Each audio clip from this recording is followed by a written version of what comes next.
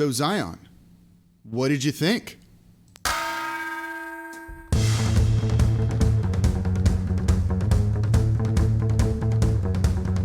You are Locked On Pelicans, your daily New Orleans Pelicans podcast. Part of the Locked On Podcast Network, your team every day. Welcome to another episode of Locked On Pelicans, the daily and free show covering your favorite thing, the New Orleans Pelicans and NBA as a whole, part of the Locked On Podcast Network, your team every day, available wherever you get your podcasts and available on YouTube. And I'll thank you very much for making Locked On Pelicans your first listen of the day. We got a lot to talk about. I think that's kind of the simple way to put this. We've got a lot to talk about in today's show. Christian Clark of NOLA.com, the Times-Picayune advocate, dropping a bomb yesterday, which just kind of upended the Pelicans' world a couple of days before training camp is set to start and media day coming on Monday. Let's break it down because there's a lot of bad in this sort of thing. And yeah, so we're going to probably talk about this the next 2 days on the show, today and tomorrow. I don't think there's any way of getting around it. I'm going to focus a little bit more on kind of the top level stuff with it today. What's going on with David Griffin playing the piano for Zion Williamson, trying to start a book club, it sounds like, there with the team in the bubble as well. Is he mostly to blame for this? You know, in situations like this, we try and rush to blame people, and I think it's kind of David Griffin, right? But there's also some unflattering things about Zion and some bad things, frankly, about Zion Williamson coming out of that too and other stuff as well. So I want to look at that and look at his role in some of the culpability of what looks to be a bit of a, deteriorating situation here. I'm so excited. I'm like hiccuping. The news was so crazy yesterday. So I don't know. Let's dive into it all in today's show. So let's start off with some of the basics. David Griffin's not doing a good job. And he's not doing a good job of building a relationship, not just with the team, but internally as well within the organization. So the way I look at him and feel about him isn't in a necessarily, it's not in a positive light. It's not even in a like remotely moderately okay kind of light. He feels very slimy to me. And you guys have heard me say this. When he fired Stan Van Gundy, I took him to task, right? This is the guy that he hired, said all the right things about, and then fired. So he's lying to someone somewhere. Should he lie to the media and put up forth like a happy face? Yeah, probably. But still, it makes me doubt a lot of what he says. And this is kind of damning to me. All of it's damning, really.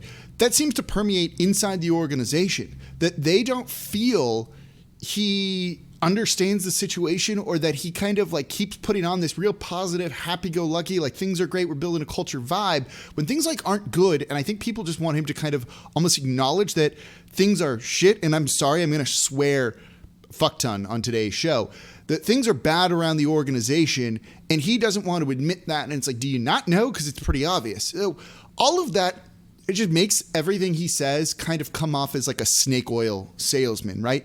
He reminds me of someone who wants to give TED Talks, but not actually necessarily do anything after that. You know, TED Talks are great, but then you have people talking about the TED Talk and not actually getting anything done. And it reminds me a little bit of Sam Hinkie. I actually kind of liked what Sam Hinkie did with the process in Philadelphia. But at the end of the day, your job is to win basketball games. And if you're not doing that, and if you're not putting a good roster out there to win games, what are you doing? Like, that's the job, that's the gig, that's what you sign up for. And so when Sam Hinkie left, you know, he resigned but was really fired when they made some changes there and the NBA stepped in because things got so bad in terms of the tanking. He wrote this, 10, 11-page manifesto that quoted philosophers, quoted like Lincoln and all of this stuff to try and explain his philosophy. And it's like, dude, just build a good basketball team. You don't need to go into this philosophy and in all of that in your vision. Your job as the head of a basketball organization is to put a good team out there on the court. It's literally that simple. And if you're not doing that, you're not doing a good job. And in his tenure so far, David Griffin has not done a good job of that. And he had a big head start on a rebuild. You had Zion, who was clearly able to be an all-star and a near all-NBA guy in year 2. You had Brandon Ingram, who's now an all-star coming here.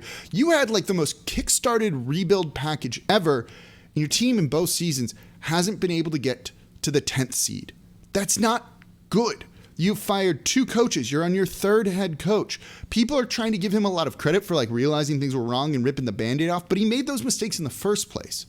By ripping those Band-Aids off, you get this team to 0, to neutral, not ahead. And by the flip side of that, if he's doing such a bad job and we want to give people credit for ripping the Band-Aid off and not continuing on with a mistake, isn't that what Gayle Benson should maybe really be thinking about here when it comes to David Griffin? I'm not going to rehash the whole article and go read it. It's worth paying for if you don't subscribe to NOLA.com. They need to seriously consider firing him with how frosty things have gotten. And they're definitely frosty with Zion Williamson. And I opened with the piano bit, which I thought was pretty funny, and hopefully you all did as well. Some of the stuff he does, it's weird, and I don't get it, and that's just not what humans want. People in TED Talks want to hear stuff like that. Oh, I played the piano for my players to motivate them. Man, just be a freaking person to the person you're trying to build a relationship with. It doesn't need to be gimmicky. It doesn't need to have slogans. Be a human. And David Griffin does not come off that way. And in this article, it's saying he and Zion don't really talk and have a frosty at best relationship. That's not good. This is the star player, the franchise cornerstone. You've got to cater to him. And we'll get into the stuff with him because I think based on social media yesterday, the stuff coming towards him was way overblown from what it is. But I look at David Griffin as the culprit for all of this, the main person with the culpability here, who should be getting the majority of the blame when it comes to stuff around the team right now, not 21, 20, 18, 19-year-old Zion Williamson. David Griffin has not built the culture that he wants to do. We'll get into that coming up here next. I'm going long. Screw it. Let's keep going here right now. We'll make the show maybe a little bit longer. So he hasn't built the culture he wants. If this is how things are kind of going right now, there's the report in there that in one of the early meetings, he wrote on the whiteboard, like culture rebuild or whatever it was, culture building. And he wrote love, family. Man, that shit means nothing unless you're winning basketball games and able to build a relationship with someone. And you know what? It's not asking to meet with Zion Williamson in the bubble and then trying to play him the piano. He would have been almost 20 at the time. He might have been 20 at the time or 19, something like that. Who cares what the age is? Under 21. This middle-aged white dude coming to Zion and be like, let me play you the piano in some sort of fucking inspiring way. Are you kidding me with that bullshit?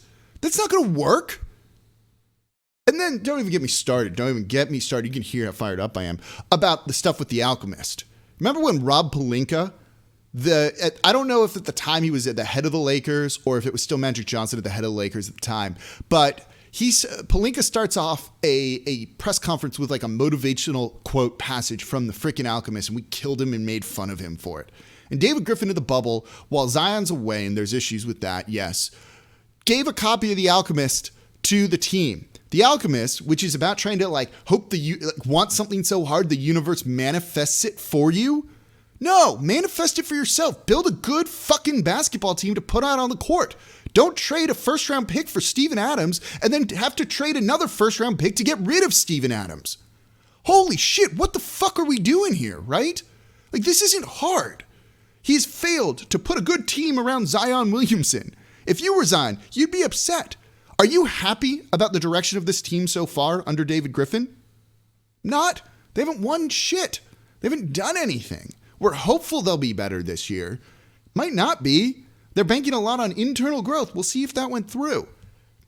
All those gimmicks and things like that, and talking about building a culture and having your press conferences where you say all of that stuff. This is the guy who hired Stan Van Gundy, who was an outright failure and bombed here. It doesn't seem that David Griffin and Stan Van Gundy were on the same page. What's that say about that guy making these decisions at the top of the organization? All right, so let's get into some more stuff in the second segment, and then we'll get into Zion too. That'll probably be split over the second and third because he bears some blame in this too, but I think the anger towards him has actually gone a little bit overboard, and I'll explain why coming up here next in today's episode of Locked On Pelicans. But before we get to that, today's episode of Locked On Pelicans brought to you by DirectTV Stream. Get your TV together. Does this sound familiar? You've got one device that lets you catch the game live. Another lets you stream your favorite shows. You're watching sports highlights on your phone, and you've got your neighbor's best friend's login for all the other good stuff? Well, I want to tell you about a simple way to get all that entertainment you love without the hassle, and a great way to finally get your TV together. It's called DirectTV Stream, and it brings you live TV and on-demand favorites together like never before. So you can watch your favorite sports, movies, and shows all in one place. That means no more juggling remotes, no need to buy another device ever again, and the best part, there's no annual contract. So get rid of the clutter and the confusion and get your TV together with DirectTV Stream. You can learn more at directtv.com. That's directtv.com. Compatible device required. Content varies by package. Today's episode of Locked On Pelicans is also brought to you by Sleeper. Sleeper is the best way to play fantasy basketball. Look, in 2018, they realized there were some things broken when it came to fantasy basketball. Games were being won and lost based on who had the more games scheduled. There was no strategy to it. You played more games than your opponent, you were going to win this. Really as simple as that. So in 2020, Sleeper released a brand new way of playing fantasy basketball. It's called Game Picks, and it's only available on Sleeper. In Game Pick, owners pick a single game per week for each starter to count towards their team's score, ensuring an even number of games played between opponents. Days of losing because your opponent had more players playing more games, done. You don't need to worry about that. Days of mindless daily busy work setting your lineup every single day, it gets tiring. That's done. Days of giving up halfway through the season because of dealing with all that busy work isn't fun and there's no strategy to it. Also over. In Game Picks, you pick one game per week based on a number of different criteria. So whether you prefer redraft, keeper, or dynasty, Game Picks has you covered. Sleeper cracked the fantasy basketball code. So if you play fantasy football where there's a lot more strategy, I think, than fantasy basketball, if you prefer building out a weekly strategy versus daily busy work of just simply setting your lineup, you're going to love Game Picks. Download the Sleeper app and start a league with your friends today. You will not be disappointed. All right, continuing to talk about David Griffin and the Pelicans and Zion Williamson and the mess coming out of Christian Clark's article. Look, it feels like David Griffin's a little out of touch. We've talked about relatability in a head coach and someone who can kind of get through to these guys, who can relate to them. And it doesn't seem like David Griffin has that quality himself. And for someone who wants to be so hands-on, that's not a real good look, right? Look at it from Zion's perspective, I think, to a degree, because he definitely deserves some blame. And again, we'll get into that here. But if you have a weird situation where this guy's like, hey, I want to come meet with you, tries to play the piano to you, and it's just like an awkward, weird situation, and next time he's going to want to talk to you, are you going to listen to him? No. Are you going to listen to him talk about like quotes about The Alchemist and motivational things like that when you in your second year are putting up historic numbers? And that's something that Zion did. 27 points on 61% shooting, while also grabbing 7 rebounds and 4 assists per game. Efficiency we've never really seen since like Shaq. When you look at his stats per season compared to all-time greats, and this guy's trying to motivate you further instead of making the team better around you. What did they do at the trade deadline, right? Not a whole lot. What did they do this offseason? They added Devontae Graham and Valanciunas. Okay. Are those the huge upgrades they probably need to be super competitive? No. Are you going to listen to David Griffin when he keeps trying to talk to you about Alchemist quotes? I would tune him out. Like, again, it's just not a relatable person that seems like they want to be this visionary running a very visionary organization. But that doesn't, that might work if you're Lee Iacocca running one of the big 3 motor companies, but does that work when you're just trying to put together the best basketball team possible? I don't know. And I don't think it is. And that's why you're seeing some of this, right? And if it goes beyond Zion, it's other internal people are kind of laughing at him and thinking this. And look, I can tell you many other people in the media are like, this frickin' guy, in referring to David Griffin. And that extends from people who covered him in Cleveland too.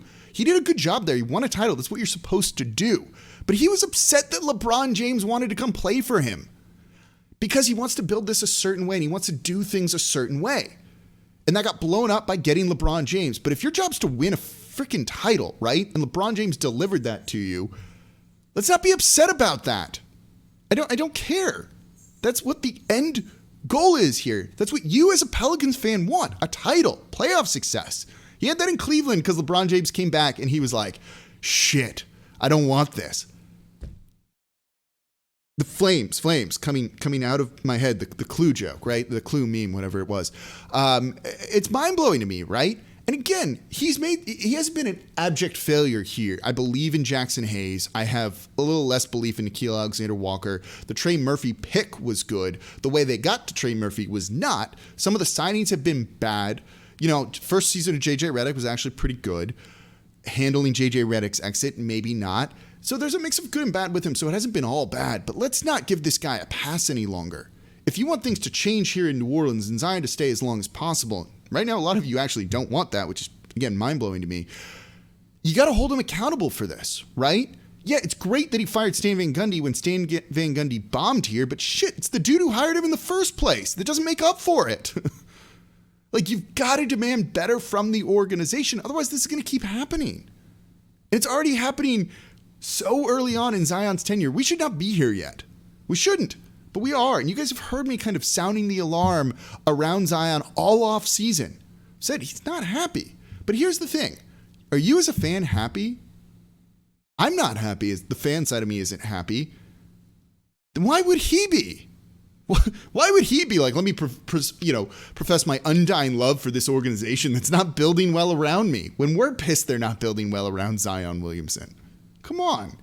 You shouldn't expect that from him right now. He's giving the organization what he needs to give, and that was a bonkers good season last year. Did you guys forget how good he was last year? I will go down with the ship trying to keep a player of this caliber. I don't care about some of the other stuff. And let's get into the other stuff coming up here next in today's episode of Locked On Pelicans. We'll also probably talk about this tomorrow too. So today's episode of Locked On Pelicans is also brought to you by Built Bar. Built Bar is the best tasting protein bar out there. They just sent me some samples of the cookie dough flavored Built Bar.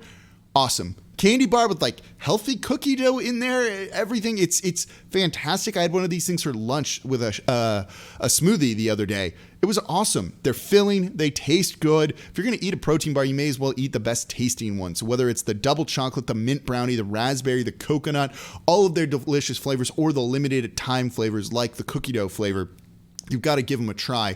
And you can get a mix box where you'll get 2 of each of their 9 regular flavors. I think that's a great way to go to find out what your favorites are. And they're healthy for you. 17 to 18 grams of protein, calories between 130 and 180, so you're not going to waste all that cardio that you just did. Only 4 to 5 grams sugar, only 4 to 5 grams net carbs. They're all amazing tasting. They're all healthy for you. So go get 15% off when you go to built.com and use promo code LOCKED15. You're going to get 15% off your order when you use promo code LOCKED15 over at built.com. Today's episode of Locked On Pelicans is also brought to you by BetOnline.ag. Football's back. All eyes are on the gridiron as teams are back to start another football season. It's already underway. And as always, BetOnline is your number one spot for all the pro and college football action this season. Plus, if you want to get NBA futures, if you're feeling good about the Pelicans offseason and think they're going to shock the world and right the ship with winning fixes all, right? Well then, go get in on it because you're going to get good odds on the Pels making the playoffs right now, and you're going to get the best odds over at betonline.ag. So head to the website or use your mobile device to sign up today and receive a 100% welcome bonus when you use promo code LOCKEDON. That's double your initial deposit just for signing up. You can also use promo code NFL100. So from football, basketball, boxing, right to your favorite Vegas casino games, don't wait to take advantage of all the amazing offers available for the 2021 season over at betonline.ag, the fastest and easiest way to bet on all of your sports favorites. Plus, BetOnline, your online sportsbook experts. All right, continuing to talk about the bombshell article from Christian Clark in NOLA.com, the Advocate Times-Picayune, talking about the tenure of David Griffin. Really frosty relationship with Zion Williamson. And some other things have come out that are not good for Zion in this. And I think it's snowballed to an extreme that it doesn't need to be. Again, this is a franchise player to build around. This is the guy that if you were to move on from him, you hope you get another one of. Don't take that chance. This doesn't happen very often. Look at some of the past number 1 overall picks. Are you thrilled with them compared to Zion? I'd take Zion over almost all of them. Almost all of them. So I don't want to go through another rebuild. I don't think you all want to go through another rebuild. Make this work. And that's David Griffin's job. Instead of being a weirdo playing the piano and giving out copies of The Alchemist, just be a person. Hire good people to do their job. Swing Cash is great for this. Ramon Sessions is great for this. Some of these people are perfect for this. Just let them do their thing without kind of getting in their way. Hire good humans. Let these good humans work and make connections with the players instead of doing all this other garbage, junk, gimmicks, all of that stuff. But Zion has culpability in this as well, but I don't think it's nearly as much as David Griffin. If you wanted to assign blame, if we're like kind of chopping this up out of a 100% pie here, it's like 90% David Griffin, 10% to me, Zion Williamson. You can maybe talk me into 80-20, but not really. So look, he got injured and he was frustrated with the team putting him on minutes bursts. If you're him, you get that. We were frustrated he was on bursts too. Was it the smart thing to do? Yes. Do you deal with that? Yes. That's fine. That's not that big of a deal in the grand scheme of things. That's not why Zion wants out, and he doesn't necessarily want out, but he's certainly unhappy, and there's time to turn this ship around. He doesn't like playing on bursts, and they did not do a good job of managing those bursts. If he was only going to get 18 minutes, why was he not closing games when it looked like it was going to be a close game going down the stretch? Maybe that's more of Alvin Gentry, but as we've heard, David Griffin has his hands in all of this and probably could have mandated you play him to close a game instead of not. It's a bit of a problem. Is it a problem that he showed up to the bubble horribly out of shape? Yes, entirely. Is it a problem that he had an injury and asked the team to lie about it and not disclose it? Yeah, that's not good, and that makes me kind of wonder what's going on and if he's more worried about his image and things like that. But also, did you not see him last year? 27 points. You didn't even pull him up again. 27 points on 61% shooting. 27 points on 17 shot attempts. It's insane. Going to the line 9 times per game, hitting him at a 70% rate. That's pretty good. 7 rebounds, 4 assists. That's not even looking at just his stats when they went to point Zion, where he's purely unstoppable, right? This guy was so fucking good last year. I don't care if he was in shape or not. If he plays like that, I don't care. I really don't. Those are all NBA numbers. He's likely to maybe make an all NBA team this coming year. I don't care. I don't care. You play like that and you help your team win, it's fine. When you look at the team last year, are you really looking at Zion and being like, that's the reason that this team was so bad? Like, no, you're not. Stop it. There were other issues. He's improving on defense. He's actually a better defender than Brandon Ingram is. So when I hear people being like, he played some of the worst defense in the league, he played better defense than Brandon Ingram did. And he improved as the season went on in that area. He is not the reason the team was 31-41. Stop this. Like, stop the madness here. I think some people are doing this in anticipation of like, he's going to leave. So if I start to hate him now, it won't hurt as much when he leaves. We don't need to do that. There's time to right this ship if David Griffin pulls his head out of his ass and starts to move this in a better direction than the way it's gone so far. And look, maybe the moves this offseason are that. Maybe Willie Green is that. So I think there's potential for things to be better, but he's not done a good job so far. Look, would I like Zion working out with the team this offseason for voluntary workouts? Totally. But also, if he shows up in shape, I don't care. As long as he's in basketball shape, ready to play and puts up those numbers again, I don't care. I don't care about what his weight is. None of that matters to me if you put up historic numbers. I'll take that. The production. Every single time. I'll care more if, these guys are making shots and all of this stuff and things get better. The reason they were bad last year is like not on Zion at all. And that's why when we were talking about the All-NBA stuff, people weren't knocking him for the team's record because he wasn't the reason they were losing. It was subpar guard play and lack of defense, which he's one of 5 guys, like 8 guys since more people play. Come on, right? He's had to deal with Derek Favors and Steven Adams as the centers. This isn't his fault, right? Like, there's nothing going on here. There's been nothing from his camp that's like, he wants out and we want him out. There have been some discontent rumors, and I've told you guys about that here. Talk to his camp. But should they be happy? Like, no. Look at the team. Look at what they've done, and look at how weird David Griffin is being. Should he be happy? Probably not. But does he come out and put up historic numbers? Yes. Is he taking games off and just being like, screw this, like Eric Bledsoe was? No, he's not doing that. He's a professional out there on the court. Can he improve? Yeah. But man, the dude's young. People are ready to run him out of town when he just did this? Are you crazy?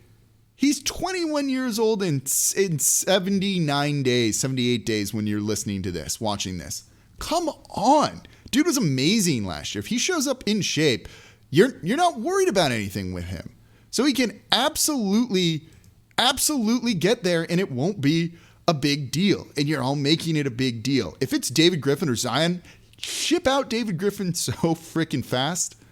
Again, you're going to trade him for picks and young players that you hope turn into him? Let's not do that. Let's just get it right around this guy, which, look, they haven't done.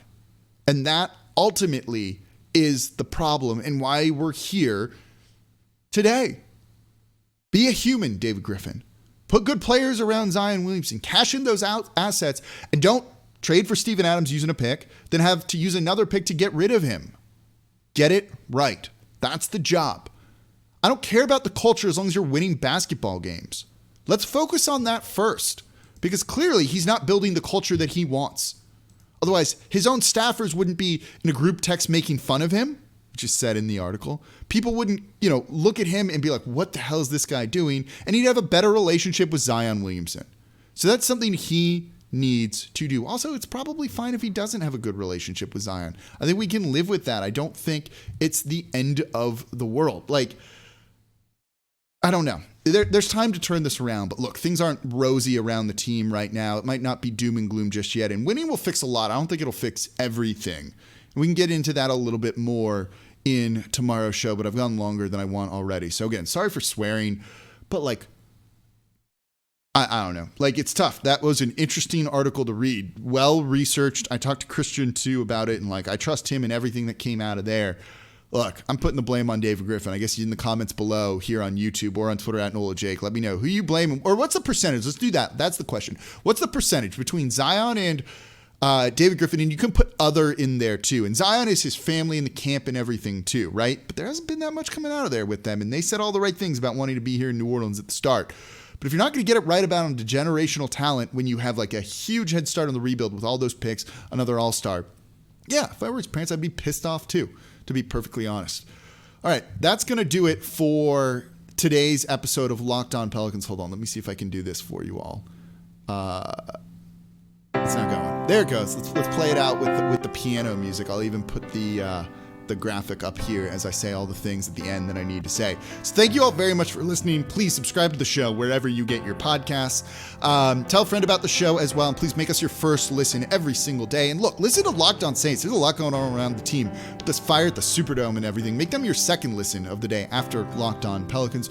So as always, I'm your host, Jake Madison, @NolaJake on Twitter, and I'll be back with you all tomorrow.